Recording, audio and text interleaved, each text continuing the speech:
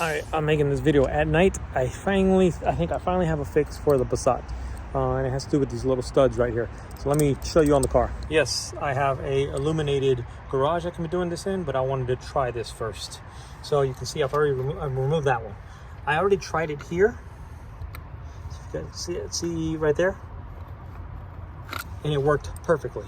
So, where's the bolt that I just removed? Here's the OEM bolt. And here's one that I took out. This one, helical, came out with it. Wonderful. My theory is this stud is longer. See how much longer it is? And if you look, there's a shorter side thread and a longer side. This side has more threads on it than the bottom. So I'm inserting this, and it should go past where this bolt goes, and it should have enough threads in there to grab. So let's try that on this one. I've already done it here and it worked. I'm gonna try it on here. All right, trying to focus on that hole right there. So what I'm gonna do is I'm gonna take this rod, take the shorter end and not the longer end, shorter end, and put 2 nuts on there. You can put this backwards. It does not cross thread it. Just get it in there just barely, like that, so that I can use then a second nut. Yep, I need more, a little bit more. Basically, the second nut is going to be my pusher. There we go. Once it threads, back the other one out. There we go. So these two will push against each other and lock, so you can drive that in. That's what we're going to try. Let's go. And also, put some Loctite on here. I'm going to put Loctite on here now because on that middle one, I had to pull it back out. I don't want to do that. It's kind of defeats the purpose. So I already got some Loctite on there. You should use red. I'm going to use blue because that's all I have. Red Loctite is permanent. Blue is removable. All I have is blue, so that's what I'm going to use. Let's get that down in there. Right. So I'm just going to put a 10mm socket on here. Get my hand out of the way. So 10mm socket. And we're just going to push this in by hand only until it stops on its own, or it starts getting tight. I can tell you it's threading. I can feel it. It is getting tighter. All right, it's getting tighter. I'm going to put a wrench on there.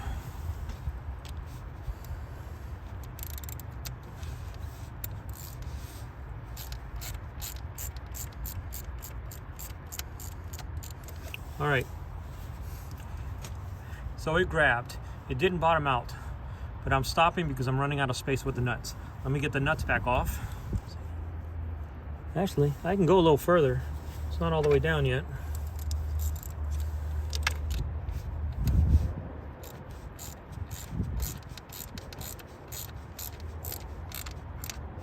That's pretty much all the way down. All right, let's see if I can get this off now.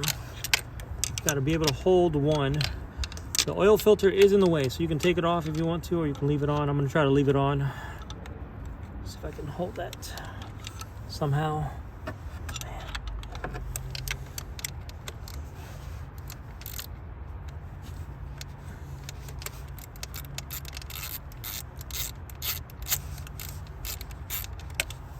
Got my first nut off. If you haven't done so, this is where you need a magnet.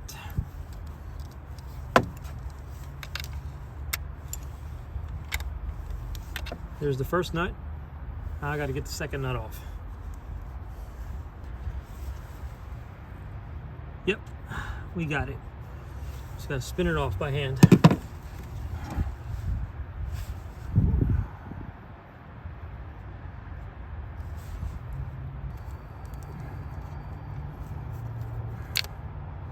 There you go.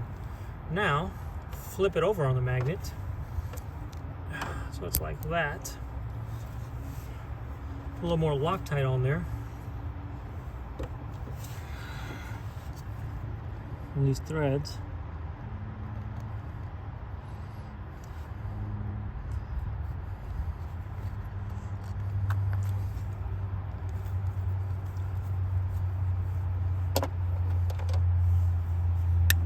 Let's get this thing started.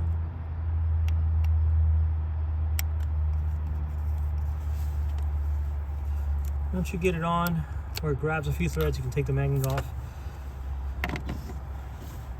Do this part by hand so you can feel it.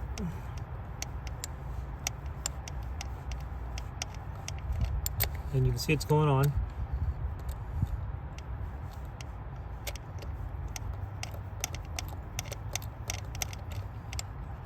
It's by hand. And you see it's flush down there against the threads. Now we'll put our ratchet on and see, does it tighten up? I'm not tightening this to spec, or torquing these to spec. I'm just tightening it till I feel it get tighter. Yes! Success! It's tight. It is tight. Awesome. So now all I got to do is do that same thing. I think that one was good. I think it's that one, and two on the bottom. I'm just gonna check them, and I think I finally found a solution without retapping, without having to remove this whole entire intake. Thinking outside the box. The part number, if you want to know, is there's your engine manifold studs, and here's your part number for your 10mm nuts. All right, you guys are not gonna believe me, but you take the T27 out of here and there's a space here. Well, that space is too big for your 10mm nut, or a 10mm socket. So if you put it in there and just start ratcheting it in, it'll slide in. It's tight, but it'll slide in. And then, if you look down here, somehow, some way, and I had to record this because you wouldn't believe me otherwise, I got Loctite on that nut perfectly.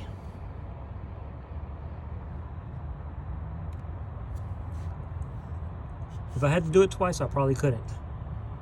You see it down there? Somehow I got Loctite perfectly on those threads. So now I just got to torque that up.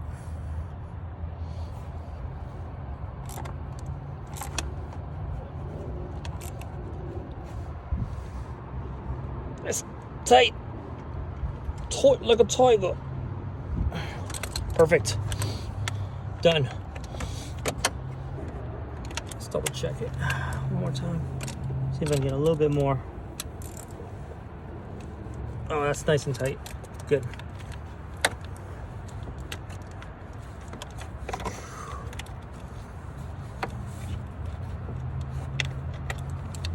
Didn't lose a 10 mil. Let's double check these real quick one more time. Beautiful.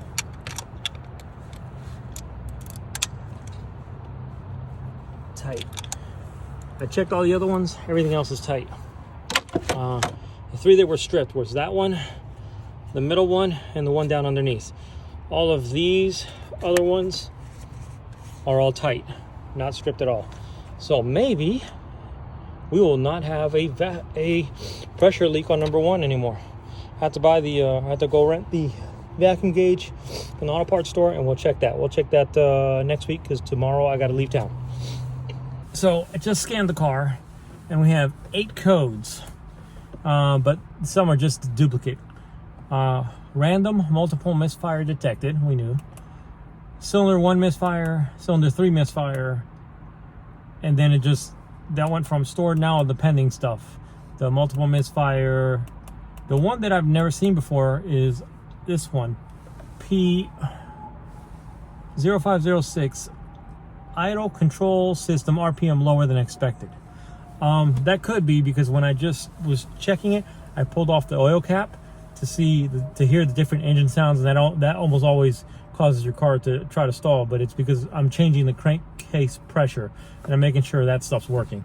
So I'm going to clear everything, and then we're going to go for a drive. Emissions related diagnostic information has been erased. So then if I go to read codes, No fault codes found. Now, of course, I haven't turned the car on. So that's what we're gonna do now. We're just gonna leave this connected, put it here on the side, turn the car on, fires up smooth, idle is smooth. Does feel, I can feel a little roughness, but nothing crazy, nothing crazy. So let's go for a drive. Oh, no, my check engine light is flashing. I'm gonna ignore it for the moment. I'm just gonna go drive the car.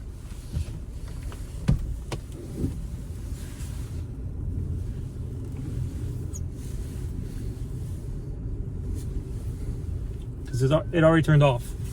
It flashed for a second and it's already off, and I haven't even left the driveway.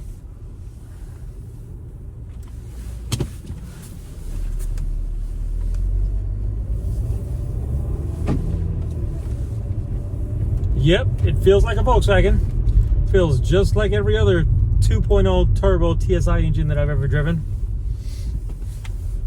Acceleration is exactly what I expected it to be. Oh, I got the traction controls to flash a little bit because I stepped on the gas hard. Probably just slipped on leaves though. It's not because it has a lot of power. This has about 200 horsepower. We are gonna go. I could go right and then just do a U-turn, but I want to go left, go to the stop sign, turn right, and then it's a big loop back to my, well, it's not a big loop, but it's like a mile loop back to the house. So catch you guys in a second. I just drove a little over a mile and seems to be driving good. Actually, it's probably because it's cold outside. It feels, the throttle feels a little sharper. I feel like it's regained a little power, but that might just be because it's cold outside. You know, when it's colder, engines have more power. But a few times I came to a full stop and the idle was exactly where it's supposed to be. It did not idle low. It wasn't too rough. It's not as smooth as like a brand new car. Now this car has 150,000 miles on it or so. So it's not gonna have that perfect smoothness of a brand new car anymore. But it idles perfectly. It doesn't idle low. It was idling low with the loose intake manifold. It is idling exactly perfectly where it's supposed to. Few moments later.